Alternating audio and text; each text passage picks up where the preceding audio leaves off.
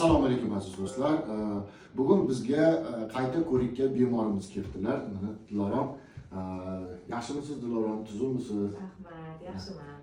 Mana operatsiya bo'lganimga, xudo xolasa 1,5 yil bo'ldi. 1,5 yil. 1,5 yil bo'ldi. 24-yil, 23-mayda operatsiya bo'ldi. Sahna diabetida sizda. Sahna diabet 9 yillik. Qayta ko'rikka ikkinchi marta kelishim. Holatim yaxshi bo'lgani uchun bezovta qilavermadim sizlarni. Yaxshiman, xudoga shukr. Lekin sahrda kelganman, o'zingiz bilasiz. Ha, bilaman. Rosa qiynalgan edingiz o'sha paytlar. Men eslayman. Yo'lda og'riq, muammolar. Oyoq og'rig'i, ayniqsa. Da. Rosa surishtirib, bu yoqqa Turkiyaga ketish, boshqasini o'ylab, keyin bizani tanlab kelgan edingiz. Eslayman bu narsani. Hozir qanaqa ahvollaringiz? Yaxshimisiz? Hozir holatim yaxshi, Allohga shukr. Sahrga eng asosiysi sahrga insulin ham olmayman, dorisini ham ichmayman. Kimgadir aytsam shu haqida eshitmaganda, bu operatsiya turi haqida eshitmagan, ko'pchilik eshitmagani uchun, "Voy, sahrga ham operatsiya turi bormi ekan? Nima ekan?" deb reski nomerim olib qolishadi, tushuncha olib qolishadi. Taksistlar bo'lsa yo'lda to'xtab, "Nima qilsa bo'ladi, qayerga nima qilsa bo'ladi" deydi. Bu kasaldan aziyat chekayotganlar ko'p-da. O'zi sahr ekanini bilganlar qancha, bilmaganlar qancha. O'shanga men tavsiya beraman sahr bilan og'riganlarga. Sahr davosi chiqqan, operatsiya turi bilan uzog'i bilan 1-2 oy qiynalishi mumkin. Keyin yog'iga odam o'ziga qarab, o'zini anaqasini xotlarini yaxshi qilsa, yaxshi bo'lib ketadi. Siz oldin insulin olardingiz? Ha, insulinni 2 xil insulin olardim, baland olardim lekin. Lantus olardim 47 olardim, keyin Actrapid dedi. Insulinlar nomi esimdan chiqib ketdi. Actrapid olardim 3 mahal 4 kilo 7 dan. Tabletgacha. Tabletka boshida ichganman, Siafor u ta'sir qilmaganda, pochkamga ta'sir qilgani uchun Siafor to'xtatib insulinga o'tgandim.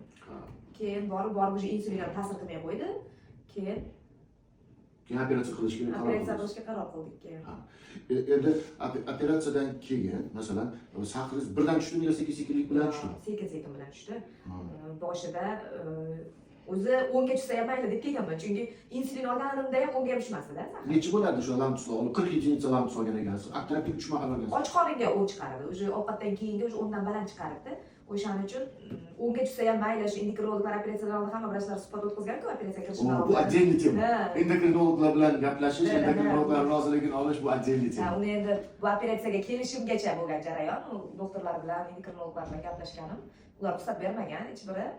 Lekin hozirgi holatimni yaxshi bo'lgani uchun ko'rsatish uchun boraman, lekin endi endokrinologlarning oldiga mana 1 yilga bormaysan degan edingiz deb, lekin ikkita endokrinologning oldiga borib holatimni ko'rsatdim. Lekin ular ham tekshirishdi, sahrini oldida och qoringa ham, to'q qoringa ham o'zini glyukometrida tekshirib ko'rishdi. Sahrim tushganini ko'rib, ular ham hayron qoldi, qiziqib qoldi. Asosiysi ular ham shu sizni anaqangiz bilan nima deydi? Kanalim bilan, suhbat kelishimiz bilan qiziqib qoldi. O'shanga siz bilan suhbat o'tkazib, qandaydir master klass deydimi, shunaqa narsa o'tkazish niyati bor ularda ham, endokrinologlar. Albatta, ular uchun ham bitta leksiya o'qib beraman, master klass o'tkazib beraman. Muammo yo'q. Kerak-da. Rosa sahr ikkinchi tiplar rosa ko'p. O'shaning uchun kerak. Mana shu vaqt o'tkazmaslik kerak-da. Asosiysi yilini ko'paytirib olmash kerak mana sahr kasalini. O'shaning uchun kerak. Endokrinologlar yo'naltirmasa, ko'pchilik endokrinologlarning gapi bilan qolib ketyapti yarim yo'lda. Endokrinolog ruxsat bermayapti-yu deydida, qolib ketyapti. Lekin rezultat mana deb ko'rsatsangiz, haligi kasallar yana ikkilanib qoladi, nima qilishni bilmay. Lekin tavsiya beraman. Chunki o'zim boshimdan o'tkazdim. Keyin yana bitta narsa, bu operatsiyada hammasi bo'ladi. Mana siz 6 oydan 1 yilgacha moslashuvchalik davr deb bergansiz o'shanda, lekin maksimalni olavering, 1 yildan oshiqroq ham during, chunki hammada har xil kechadi-da. O'shaning uchun agar 1 yilning ichida bo'lmagan narsalar bo'lsa, voy, yana shunaqa bo'lyapman-ku deb bezovta qilish mumkin. O'shaning uchun mana menda 1,5 yil bo'lgan bo'lsa, 1,5 yilning ichida menda ichki ketish ham bo'ldi, ich qotish ham bo'ldi, ovqat yeganda qayt qilish bo'ldi, oshqozonga botish bo'ldi, reski ves tashlash bo'ldi, sahr baland tushish, davleniya o'ynashlari bo'ldi, hammasi bo'ldi. Lekin hammasi sabr qilsa, asta-sekin bilan organizm moslashib oladi. O'sha moslashuvchalik davr degani shu sal 1 yildan oshiqroq desa ham bo'ladi demoqchiman-da, chunki ko'pchilikda yomon asoratini qoldirib ketadi-ku. O'shaning uchun kimdir tez shamollaydigan immunitet tushadi-da, D vitaminlar tushadi, o'shaning hisobiga ham sekin-sekinliklar. В общем-то sizga hozir 2 yil oldin shu operatsiyani qildirgan desa, siz ham qo'rqib qolgan bo'lardingiz, o'ylanib qolardingiz. Lekin hozir shu afsuslanasizmi shular? Yo'q. Agar bu kasalga 5-6 yil oldin eshitganimda 5-6 yil oldin qildirgan bo'lardim deb turibman. Chunki hozir o'zim qanaqa tanishlarimni ko'rsam, sahr bir tanishlar qiynalib yurganlarni ko'rsam, olib kelmaguncha qo'ymayapman o'shalarni. Qildiringlar, vaqt o'tkazmanglar.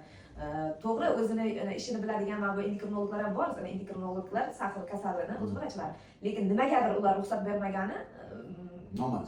Qiziqda, lekin negadir. Lekin kasallar ikkinchi tip bilan sizlar ham endi birinchi tipni ham qilamiz deb javob bermayapsizlar. Sizlar ikkinchi tipni chaqiryapsizlar.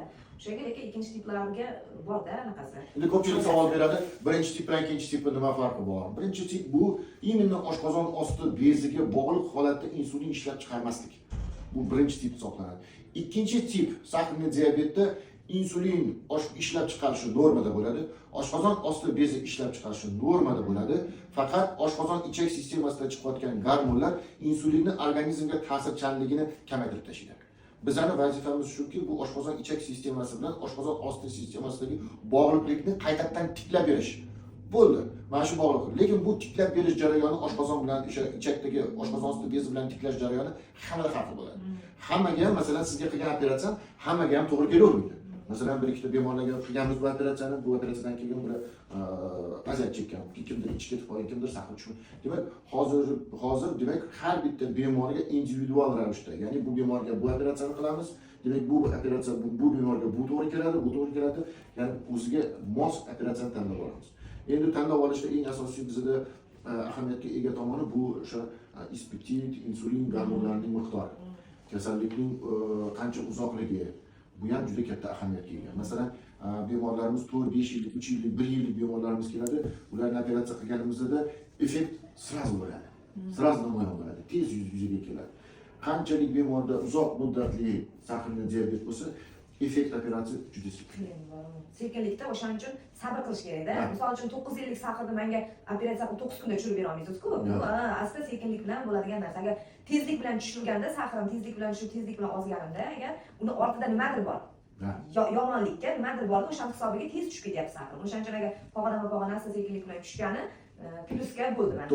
To'ppa. O'shaning uchun sabr qilsa, mana anaqa qilib operatsiya bo'lganlar ko'rib operatsiya qilishga kelganlar ko'rib turgan bo'lsa, sabr qilsa, hammasi asta sekinlik bilan tushadi, sahri ham tushadi, davleniyasi ham tushadi, faqat o'ziga qarov kerak.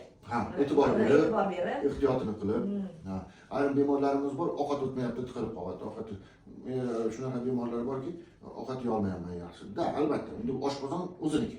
Masalan, siz oshqozoningiz ham sizniki. Sizda ham shunaqa narsa bo'lgan boshida. Masalan, boshida shunaqa periodda o'tgan, sizga aytganman.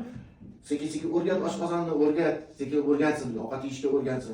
Boshidan o'tgan tabib deydi-ku, o'shaning uchun menda hammasi bo'lib o'tgani uchun nimadan keyin nima bo'ladi hammasini bilaman-da. O'sha post operatsiya bo'lganlar telefon qilib agar so'rab tursa, sabr qiling, mana shunaqa bo'ladi desa xotirjam bo'lib qoladi ular. O'tib ketadigan narsa-da, hammasi o'tib ketadi. O'sha oshqozonda ovqat botishi, qayt qilishi, ovqat ko'rganda qayt qilish, hammasi bo'ladi. Lekin o'tkinchi, hammasi o'tkinchi. No, bizga plyus tarafi sahrimiz tushdi. Sahr yo'q. Eng asosiysi shu edi o'zi. Natija erishdik, Xudoga shukr, rahmat sizlarga. Salomat bo'ling.